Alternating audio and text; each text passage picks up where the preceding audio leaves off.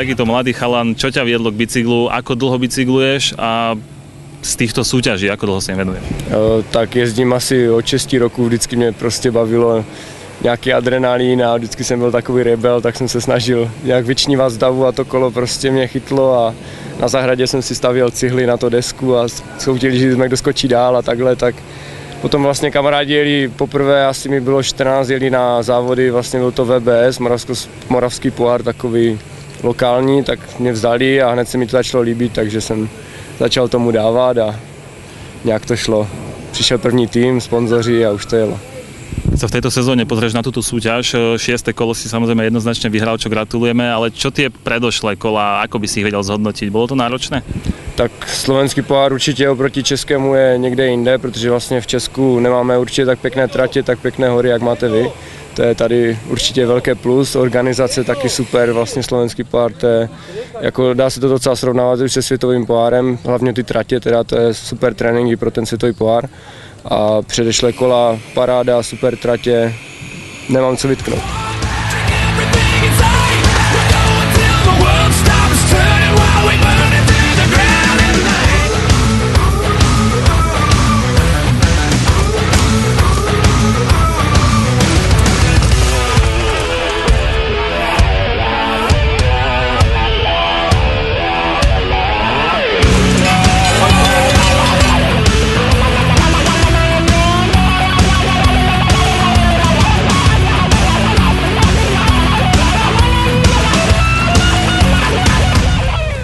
Základná otázka, tie pocity a dojmy z víťazstva. Tak je to určite super, keď sa človek snaží celú sezónu a nakoniec to vyjde a je prvý. Čiže som spokojná. A toto snaženie počas sezóny, dá sa zhodnotiť tá sezóna ako ťažká, náročná, alebo boli aj tie krajšie chvíle? Tak ja sa snažím, že sú to iba pekné chvíle a baviť sa s tým, nebrať to nejako, že človek musí, tak ako musím, ale treba sa s tým zabávať. Netreba to tak vážne brať. Jednotlivé kolá, keby sme zhodnotili, ktoré bolo najťažšie. Tie výsledky tam neboli tam nejaké veľké výkyvy pomedzi tie kolá. Tu napríklad ten Ružomberok, ten my sme ako zhodnotili? Tak je to náročná tráť. Začiatok je dosť technický, je tam rock garden a tá druhá polovica tej trate je viac taká na kondíciu, treba tam dosť šlapať.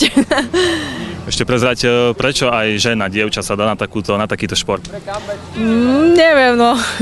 Videla som, ako chlapci jazdia na tých bicykloch a ja som predtým robila cestu cross country a nejako ma to chytilo, som to vyskúšala.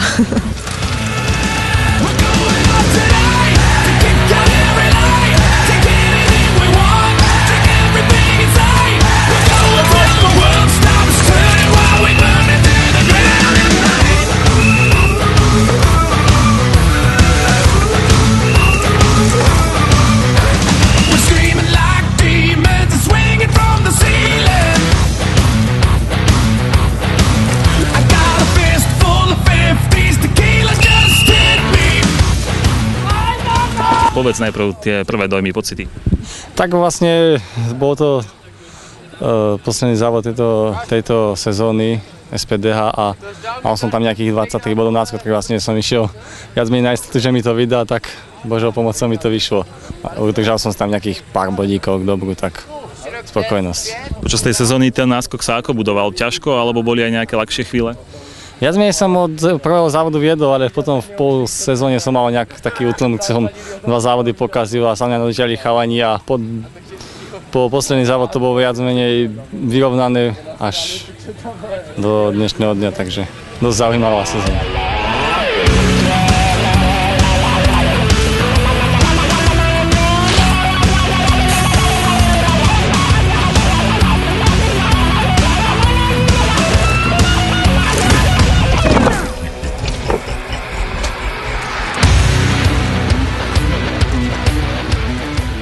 Keď hovoríme o tej šestke, tá šestka bola zrejme šťastná. Aké boli tie predošlé kola podľa teba?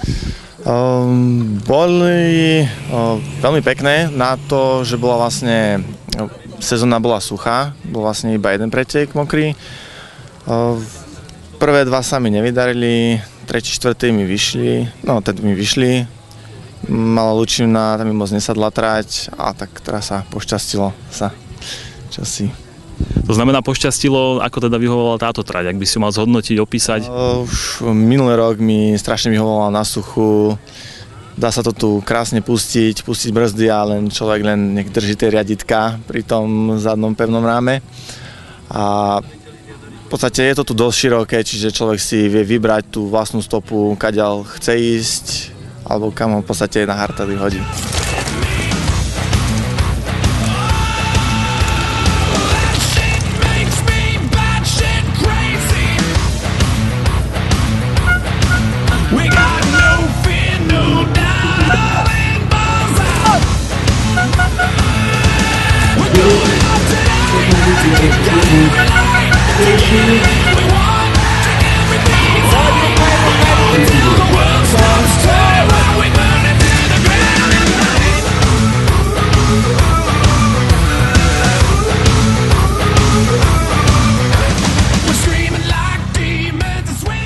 Skúsme opísať tú trať.